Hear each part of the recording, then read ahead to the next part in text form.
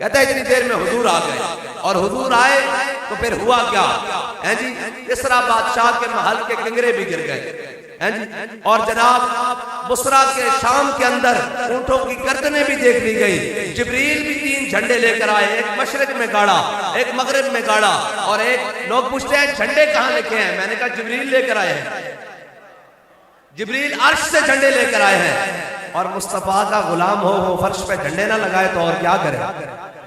ہاں ہم یہ بتاتے ہیں نا کہ حضور آ گئے، بس کائنات میں ہر چیز کی تکمیل ہو گئی، حضور آ گئے۔